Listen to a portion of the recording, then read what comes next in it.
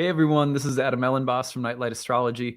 Happy Monday, everybody. Today we're going to take a look at Mercury's conjunction with Venus in the early degrees of Sagittarius. We've got 5 archetypal themes that we're going to explore today, along with 5 sort of like insights or lessons that go with them.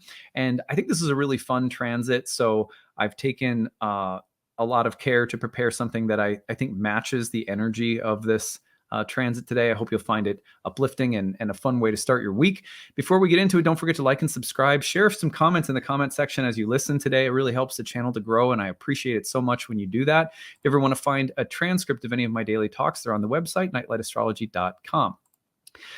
Okay, well, I am also in the midst of promoting my Kickstarter, as all of you probably know who listen to my channel regularly. We are trying to get to 1,608 backers by the new year. We just crossed the 100 backer mark, but we still have a long ways to go, and it really helps when people pitch in. So we're at 107 backers right now, and that's at the time that I'm recording this. Hopefully we'll get some more in over the weekend here. And when you contribute, you can also choose a reward. There's a variety of different rewards that I offer, the best one being 50% off any of my online programs. And you can use those as credits to any of my programs in 2023 or 4 or 5, anytime you want. So if life gets busy, you can always use it later, but you can pick up, and if you bundle them together, if you pick up 2 of my programs, then the cost goes down below even 50%. If you pick up 3 of them, it goes down even more. I have a year 1 program, a year 2 program, a horary program, also a year-long class, and a readings and passages program that focuses on developing your reading skills for a year.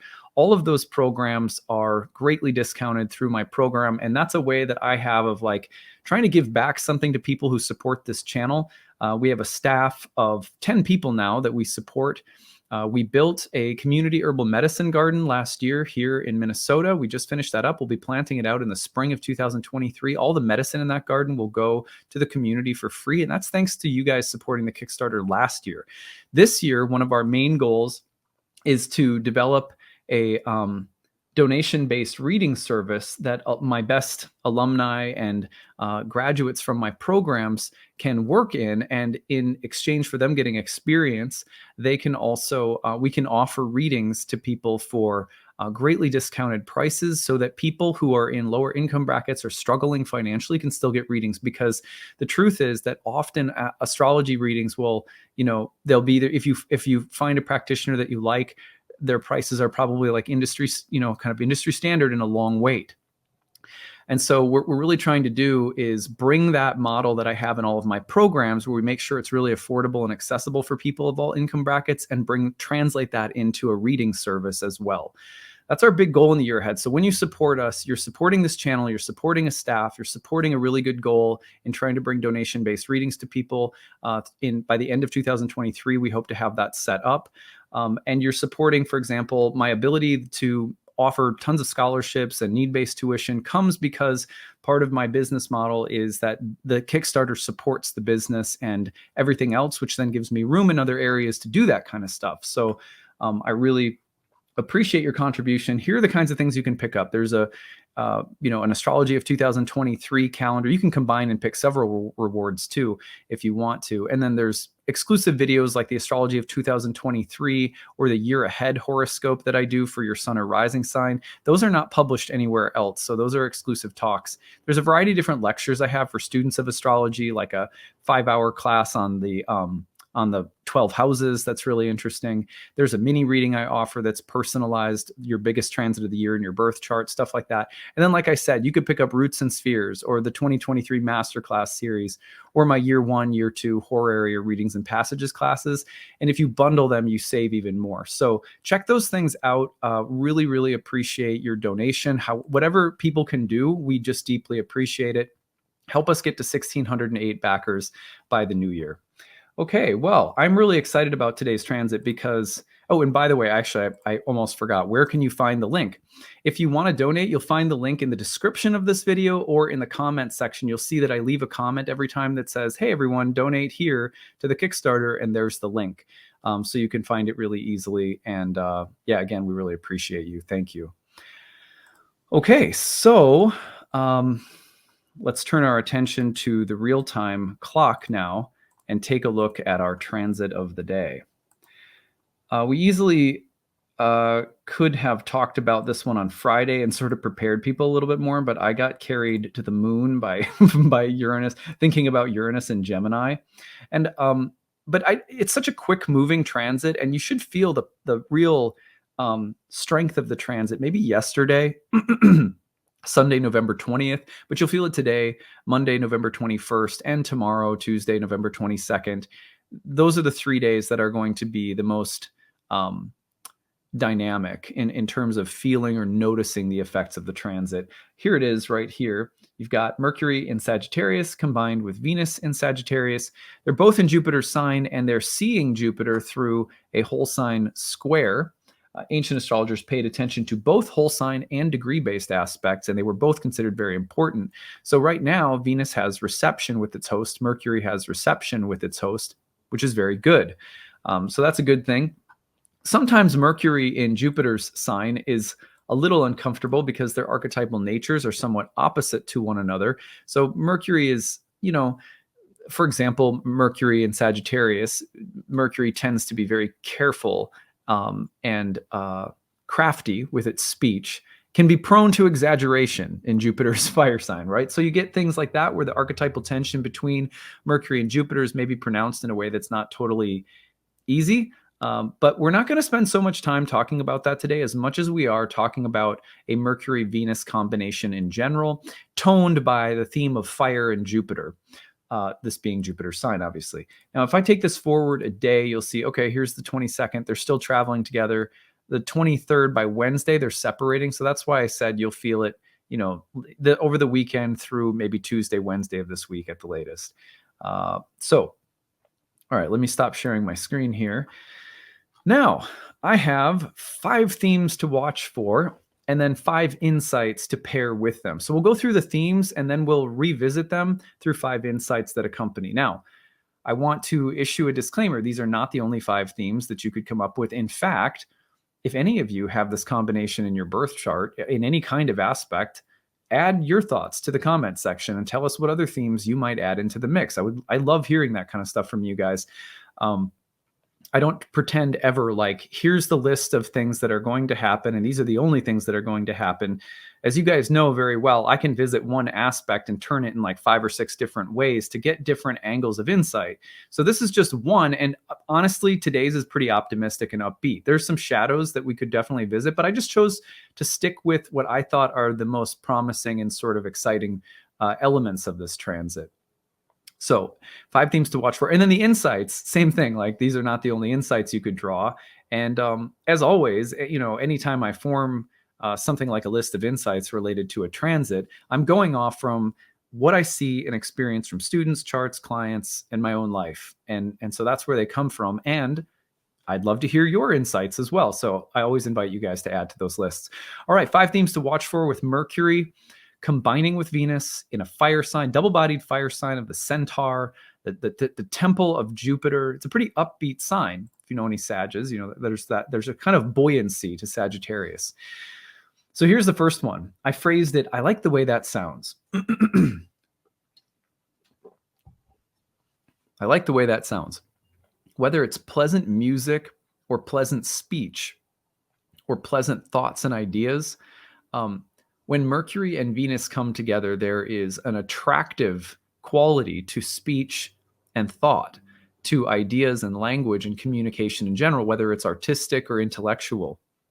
And so one of the most beautiful signatures or symbols that can come through with Venus and Mercury together is that something satisfies both the intellectual and the aesthetic at the same time, so that an idea can be not only attractive, maybe in seductive, but really intelligent. So it can be like a thought or an idea can be both lucid intellectually and dazzling aesthetically. So I like the way that sounds. Is a great way to describe Mercury and Venus. For example, if you go to buy a car and you're talking to like a car salesman or something, and they just make you fall in love with the car, it's probably a good salesman. Whether you actually will fall in love with the car or not once you purchase it might be another thing. But a good salesman or good saleswoman or whoever is going to make something. They're going to make you fall in love with something by the power of their speech or the way they're able to convey thoughts, ideas, and information. So theme number 1, I like the way that sounds. Number 2, convince me. So Mercury and Venus, as I was mentioning with the idea of a salesman, can also be about the power of persuasion. You have to have a little charm and you have to be a little bit persuasive to get things done. For example, I think that astrologers who have YouTube channels like my own or who, work with clients, anyone who has to convey ideas or information, including any kind of teacher, whether you're an elementary school teacher, high school teacher, college professor, if you're teaching something technical, you can't convey information in a way that is completely unattractive to the human soul, or most human souls will check out. So there's something in the human soul that begs when it's learning something or hearing something to be persuaded. Make it attractive, make it accessible, make it interesting, make it music to my ears. So not just I like the way that sounds, but I need to or want to like the way that sounds. So please reframe, reshape, or say it in a way that speaks to me, speaks to my heart, plucks my heartstrings, makes it musical, make it compelling. This is Mercury and Venus's gift. The gift of persuasion, or the tendency to be persuasive and charming, as well as the feeling of like, if I'm going to get into something, it needs to tickle my fancy or whatever. All right, number 3, our thoughts adorn us. This is, I think, another very Mercury-Venus phrase. The kinds of things that you have on your mind often show through in interesting ways. For example, the kind of mind that you have will often reflect in the way that you dress.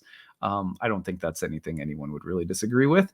The kinds of thoughts that you have will dictate the tone of voice that you use, or the kinds of topics you think about, or the kinds of content, whether it's through entertainment or media or the intellect, the kinds of things that you entertain and associate with mentally, intellectually, etc., will also, people will feel it like an aesthetic. It's like a costume that your thoughts are part of your appearance. In other words, it's like, you like, right today I'm wearing a black t-shirt. I got my little silver chain.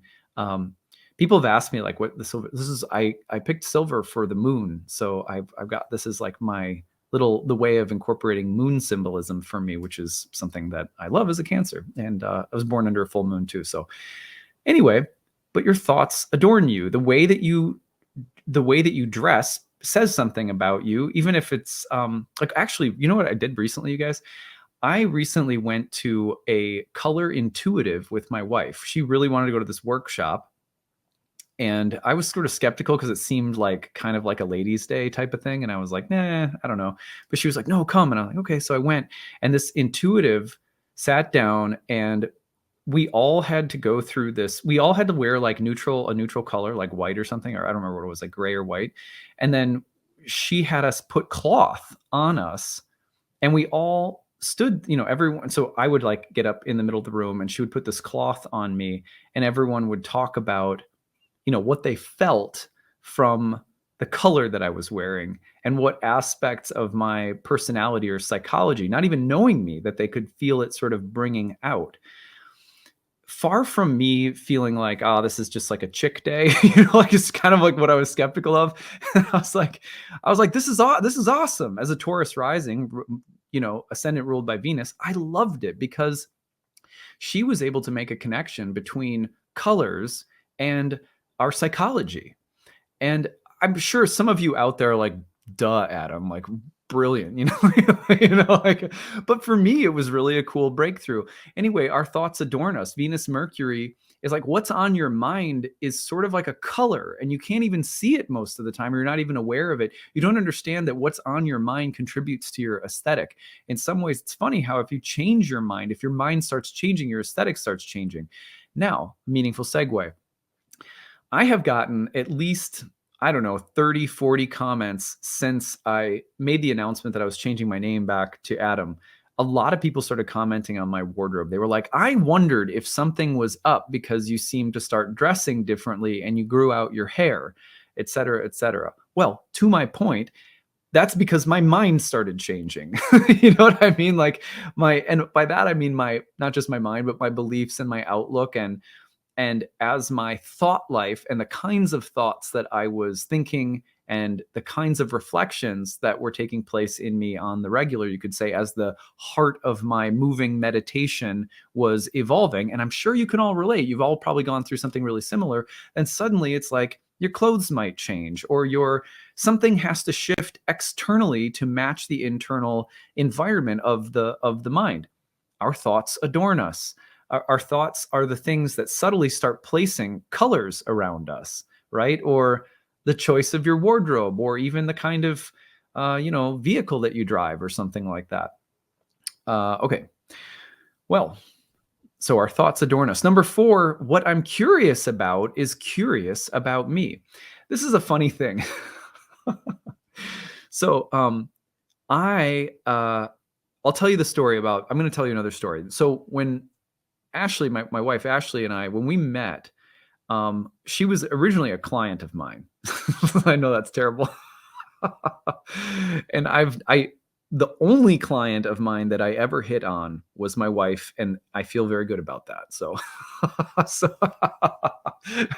but at any rate, so we started like getting interested in each other after I did a reading for her. But then, to her credit, she did an herbal consult for me. So we like traded consults, and I was like, wow, she's really talented. And so I started feeling really, really interested in her.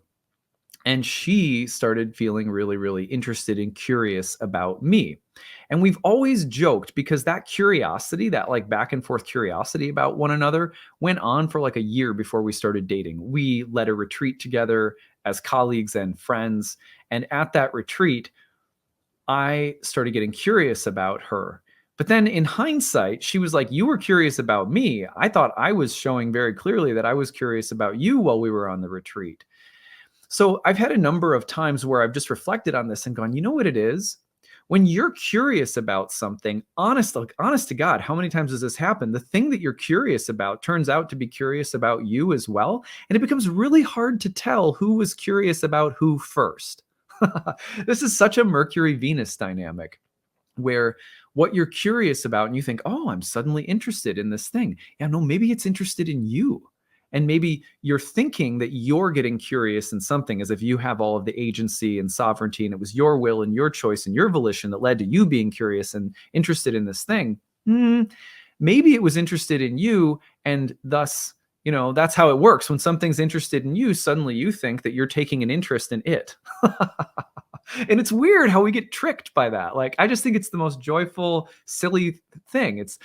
Isn't that true about God or divinity or the universe or whatever name you want to give it? Isn't it true that you're like, gosh, I'm getting curious about the universe, about energy, about, manifestation, all these things that are like the gateway drugs of spiritual life. You're like, I'm getting interested in this or that.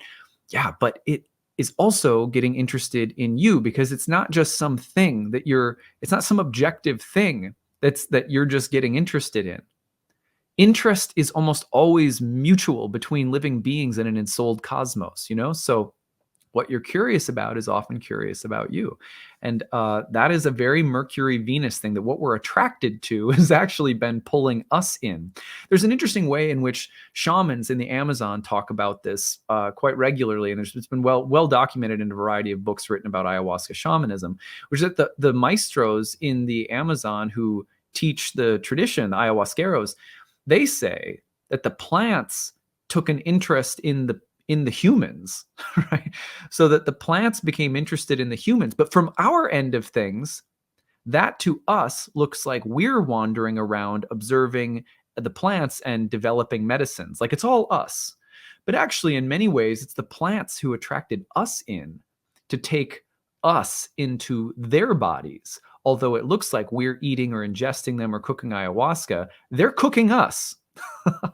And that's something that many like botanists and like you will find a lot of very credible, I know that sounds kind of crazy, but you will find like very credible, scientifically minded botanists and herbalists and people who have studied plants for a long time in evolutionary biology saying similar things. But the plants are actually interested in us, and then we think that we're going out and taking an interest in them. And it's funny how those things work. So anyway, my fourth point is what I am curious about is curious about me. So notice what you're attracted to right now. Notice what you're taking an interest in, because it's very possible that that very same thing has been eyeing you. All right. Number 5, fun is fun is fun. Okay, so if I had to sum up the heart of, I don't know, 40%, 30, 40% of my readings with people, they're like, what does my chart say? What I should do with my life? And it's easy to answer that for a certain population of people because the answer is sort of the same in all cases. People asking that question, in other words, are often presuming that there is a set of goals or lessons that they are here to learn, like a SAT in life that you have to prepare for and pass before, your expiration date. And for most of the people who presume that and come in with this, there's this gravitas, it's like, what am I here to learn? Like that. And I'm guilty of that too. So please don't feel offended if you ever came to me for a reading and were asking that, because I fall into that like every third day. I'm like, okay, Saturn, you must rule the universe and be the final say in everything. Mr. Taskmaster, what am I here to learn? I got to graduate the 10th grade spiritually, and I'm really nervous about it. Like every third day that pops up in me. So I'm definitely not knocking it. It's just human. But in almost every case where someone really comes in really deeply concerned that like, what do I do to pass this shit? What do I do to make life successful? Okay, well, have fun. Instead of thinking about goals, think about play. I remember there was a book that I read some years ago. It was called Religion and Human Evolution by Robert Bellah. He's a Pisces, by the way. And I looked him up after his birth chart after I read the book because it was so fascinating. I just thought, this guy's like kind of a mystic. Anyway, so in that book, he talks a lot about how there's games that all different kinds of species play, including humans.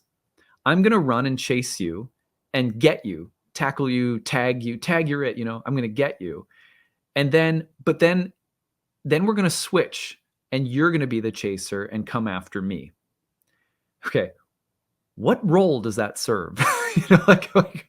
What goal does that? And you'll always find someone, I don't know who, there'll be someone who's like, well, it has to do with, increasing the likelihood that you'll find the optimal mate and make sure that the species survives. So there'll always be some way of taking fun and trying to route it back into a deeper purpose that's rooted in fear, survival, existential angst, passing the grade, making the mark, reaching the goal, whatever. We can always take anything in life, including play itself, and try to redefine it in terms of that overarching, all-consuming, and ultimately very stifling paradigm. I'm not saying there's no place for goals and that life doesn't have a real serious edge, that there isn't a sense in which we aren't here to learn evolutionary lessons. But how much could any of that mean unless we're having fun at the same time? And in the paradigm of fun, fun has no other purpose. Its joy is found in being exactly what it is. Fun is fun is fun. And Mercury and Venus, honest to God, is sometimes just the transit of fun.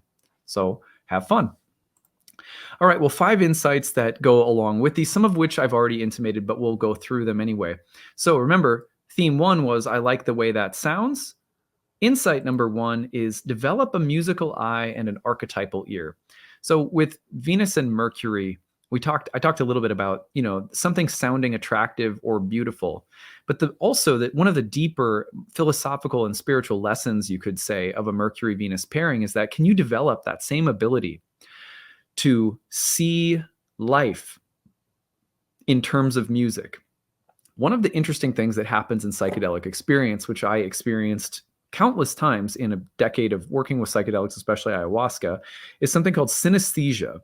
And synesthesia is when you start to see music, you start to smell sounds, stuff like that. It's as though you're starting to use a sense to like your it sounds crazy. I know it sounds really crazy, but sometimes you can, like in ayahuasca ceremonies, I literally had experiences of being able to taste sounds. I know that's crazy, right? But it's very well documented, very, very well documented that psychedelic experiences will allow for you to, there's this weird blending of the senses. But my point is that astrology is fundamentally, you could say, a practice of synesthesia, because what you're going out and learning to do is you're learning to develop a musical eye. You want to see experiences in your life hermetically. In other words, you've got the Hermes, the hermeneutic, the interpreter, the god of astrology itself, and yet you're seeing and understanding experience. You're sort of cognizing it in terms of something aesthetically pleasing like music. So when you see experience as color or sound or painting like that, and you're literally developing a kind of sight for it, it's a very Mercury Venus kind of thing. And you'll often find people with the aspects in their chart just have that gift. They can just do it. And you're developing an archetypal ear so that you hear things. You're hearing things in terms of these archetypal patterns, that you literally hear speech in that way. For example, one of the things that happens in the Amazon with ayahuasca is that one of the great features of shamans, not just in the ayahuasca tradition, but all over the world in all different traditions, is the control of the speech. And it usually goes along with some really intimate knowledge of a musical instrument, like a drum or a rattle, and speech becomes very controlled, but beautiful and sort of deliberate. So anyway, the point of Mercury Venus, and I think on a spiritual level, one insight that you can gain is that this combination reminds us that what we are doing, in a sense, with astrology is a Mercury Venus endeavor. We're developing a musical eye and an archetypal ear for reality itself. Number 2, I'm in love with the world through the eyes of a girl. There was a song that I really, really loved. I used to really like Elliott Smith. I don't know if you guys remember Elliott Smith. Hold on. I'm trying to think of when did Elliott Smith die? I'm just looking. 2003. God, it's a long time ago now. Yeah, so it was 2003. But I got exposed to Elliott Smith initially because he appeared on the Good Will Hunting soundtrack, and then I got really into his music. And he had this song anyways, and one of the lines from the song was, "I'm in love with the world through the eyes of a girl." Now, I use that just playfully because I think it's a very Mercury Venus type of lyric. But the second insight that we learned, or the second theme that we watched, that we talked about today, was convince me, persuade me. Well, there's an insight that goes along with that, or that's closely related to that archetypal theme. If you want to really deeply know somebody, now I know that that's hard unless you're going to have the time to spend. I mean, a lot of the way that you know someone is to be able to spend time with them, right? But even if you want to know someone in more than just an average way, and more than just being an acquaintance, one of the things that I think is critical is developing the capacity to empathize, you could call it, but it's deeper than it's not just empathy and like feeling what they feel. It's about looking through the world. It's about looking at the world through their eyes. And it's a kind of listening and appreciating simultaneously. It's very subtle. I think that I've developed more of a capacity and more of an awareness of this than ever by having, two little girls. Well, it wouldn't matter what their gender, sex, or whatever, but I mean, just 2 kids. Because when I sit down and I'm like really attentive and really present, and it's really crucial, parents out there, you guys know how crucial it is to be like really present when your kids are talking to you, because it means the world to them. And I'm not saying I'm very good at it, but when I am like super present and I just I can just listen and kind of see the world through their eyes because of the listening, the empathizing, and it's just like I'm suddenly entering into their world and seeing the way they see. It is as though suddenly uh I feel them, their essence, everything that they saw and felt that I somehow tapped into. Because I tapped into it, it took me like 3 levels lower and into their soul space, even if for just like a split second. And wow, it's such a beautiful place to be, such appreciation that you come away with. And that isn't that how intimacy grows? I think it's hard to do that, when we get into adult relationships because there's more competition and comparing of ourselves, judging and insecurities. And like, it's maybe it's not as easy for adults to do it. I don't know. But I know, for example, that I feel the most loved by my wife, for example, when we're talking about something and she'll just be like, I can tell that she's not listening from the standpoint of what do I think about this and what will I say next. And that's so easy for me to do that too, by the way. But she will just somehow drop in and it's like she's enjoying coming into my brain or something. And she's enjoying it and appreciating it, even if she thinks that whatever I'm saying is sort of nutty or, maybe it's like slightly pompous, even, but she'll get a smile on her face or something. I can't tell you how loved I feel, how known and seen I feel when someone listens to me in that way. I will tell you that people ask me all the time, like, how are you so busy as an astrologer? And I'm like, I don't think it's that I'm that profoundly good at astrology. Like, I don't like, I think I'm like above average. I've had a ton of experience, I guess, but like when I sit down and read charts with people, one of the feedbacks that I've gotten the most over the years that I think, and I say this to my students all the time, that I think makes a successful astrologer or therapist, because I've worked with both in many different settings, is are they able to do that kind of listening and really take an interest? And when you feel that someone's taking an interest in you, it's super profound. For example, there was a study that was done, and I don't remember where I read this somewhere, right? And I know for a fact there is a study out there like this. So you could search and find it. The study said that people, they were placed with like an interviewer in a room, and they did this like 2 different interviewers. They had one interviewer who talked a lot, and the interviewer that talked a lot and didn't leave a ton of room for the other person to talk, unanimously was considered less interesting to like everyone. Whereas they had another interviewer who came in, and that interviewer talked to them and asked them questions about themselves, and then took a really deep interest and asked lots of interesting follow-up questions and allowed the other person to really open up and share. And when that person did that super active, engaged listening, unanimously, all of the people were like, that person is so interesting. So anyway, I think that these are some of the lessons of Venus and Mercury. I'm in love with the world through the eyes of a girl. We can fall so deeply in love with the world and really anybody in it if we are invested in listening with a kind of appreciating capacity. Hard for me. I mean, I sit here and yap for a living, but I do have the benefit every day of being sort of canceled out by sitting and talking with clients and doing mostly listening. So I feel like if there's any reason I have anything interesting to say, it's because I sit and listen to very interesting people talk every day. Anyway, number 3, there is no thought that can't be thought beautifully. Remember, theme number 3 was our thoughts adorn us. So insight number 3 is there's no thought that can't be thought beautifully.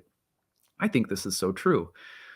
I think most of the time I remember when I was in high school, I liked a lot of dark music, and I was just looking back through my old iTunes library, which I haven't looked at for years. And I just looked back at it recently, and I was like, man, I listened to a lot of somber music. It's like one of my favorite albums, for example, during high school was OK Computer by Radiohead. Like, beautiful, beautiful album. I'm not saying it's not. I love Radiohead, but like, wow, that's a dark album, So anyway, I was just like reflecting on it, but the thing is that when I think back about my mindset, those things weren't dark to me. They were beautiful. And so there might've been something melancholic about that period of time. And I always resented people who are like, why can't you just listen to Third Eye Blind? Like, why can't we? Can't you just get some Backstreet Boys into your soul? And I like, and I was just well, Elliott Smith, and so at any rate, I what I've realized over time, it very similar to I'm in love with the world through the eyes of a girl point, where we're talking about the appreciating capacity, is that really what makes a thought beautiful is the ability to appreciate the world that it opens up, which is usually an imaginative world that is a tapestry of images and thoughts and moods and feelings. So there's really no thought that can't be beautiful.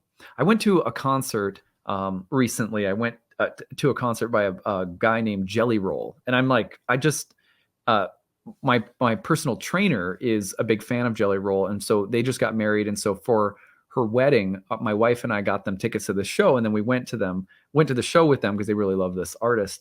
And I would say he's like, some of his music's really cool. I'm not like a huge fan, but what I found so interesting was that he said, we are here tonight to play therapeutic effing music. And he talked a lot about people going through like addiction, and he spoke to an entire imaginative world of people who like country rock, and he's kind of a fusion of music, but he spoke to this whole like imaginative world, and his music was able to sort of sum up the pain and the hurt of that particular like demographic of people who like that kind of music. And I was really appreciating it because I was like, look, most of the time when we think like, well, just think positive thoughts, we're so far from what the real difference between positive and negative really is. I mean, from my standpoint, the soul's version of positive is, can you take that thought and make it imaginal, beautiful, romantic, deep, complex, a little bit curious and mysterious, edgy, and interesting. And really that's what a positive thought is, in a sense, because it's not positive or negative. It's interesting and beautiful. And so there's no thought that can't be thought beautifully. And most of the time, it's not that our thoughts are a problem. It's that our thoughts about our thoughts are problems. And that's so much the realm of meditation. By the way, I feel like meditation if there's anything meditation is really, really good for, in my experience, it is the thoughts about our thoughts. And that level of thinking tends to be the scrutinizing level. And it's like, if you remove scrutiny and replace with appreciation for thoughts and their relation to the imagination, wow, there's no thought that can't be beautiful. Number 4, appreciation is the secret door to knowing someone. So I just mentioned this along with, I kind of brought this point in, but remember when I said what I'm curious about is curious about me? So what I find interesting is that if you find that there is something that you don't understand, and there's something that you don't like or that you're averse to, especially on the mental level or ideological level, you're just like, no, I disagree with that, or I don't like that, or that's wrong, or that's bad. If you can be curious and you can deliberately try to appreciate where someone might be coming from, not just like rationally make room for their point of view. That's not what I'm saying. I'm saying there's an imaginative exercise of appreciation for someone or something that you disagree with or that you find disagreeable. And if you stay curious about it, and you move toward that thing that you dislike with some appreciating capacity, you'll come to understand something. And understanding is so much better a place. You may still have your judgments and your values and your opinions, but if you have those along with understanding, that's wisdom, right? So anyway, that's been my experience anyway. Number 5, our accomplishments are only as meaningful as the joy that accompanies them. Fun is fun is fun. Our accomplishments are only as meaningful as the joy that accompanies them. Look, you can achieve anything you want in life, but has there been laughter? Has there been joy? Has there been, dark comic absurdity? You know what I mean?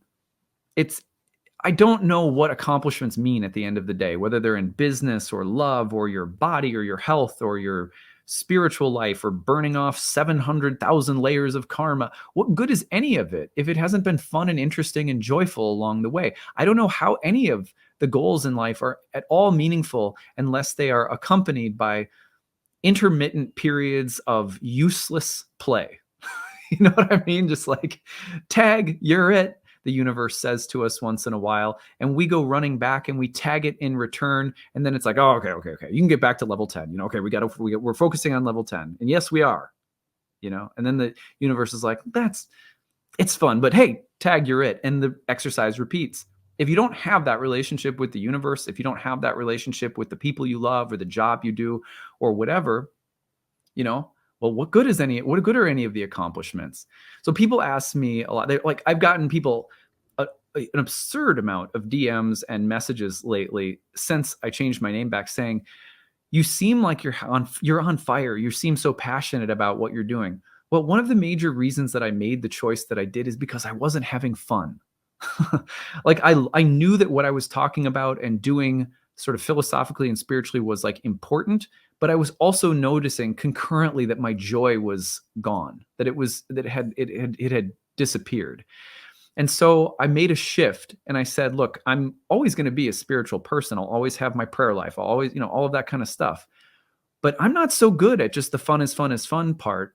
And I what good is life if I can't work on that? And I need to, for the sake of my kids, for the sake of people who listen to me or take any kind of wisdom. I mean, how am I going to give my best and be authentic and not just feel like I'm churning stuff out all the time and give something to people that comes from my actual, like, prana or shakti or something? Like, it has to be because I'm having fun. When you lose passion and when you lose fun for something, then, you might have important things to say, but how people can't take things that seriously if they suspect that the serious person delivering them doesn't know how to have fun. And so if I had to, and I'm not blaming anyone for that other than myself. I'm not blaming a system or a religion or any teachings or any people. I'm just me. That was just a me thing. And so I think that this has been a huge lesson for me, really. And so as Mercury and Venus come together, these have been the topics of my meditation today. I hope that you found them valuable, interesting as always. Don't forget to leave a comment in the comments section, like and subscribe. It helps the channel to grow a great deal when you do so. Find the link to the Kickstarter in the descriptions of this video and in the comments section below. Help us reach 1,608 backers. Your support is so valuable. It's from my staff, from my family, from myself. I try to make sure that this astrology content is accessible to everyone. And when a small portion of the audience pitches in, it makes the whole thing go. So we really appreciate your support. Choose a reward when you donate. We try to make sure that you get something interesting and valuable in exchange for your contribution. And just so thank you, everybody, for your support. This past year has been a great success because of you. And my prayer is that we'll be able to be successful in this fundraising effort so that the next year can be supported as well. All right. I hope you guys have a great day, and we'll see you again tomorrow. Bye, everyone.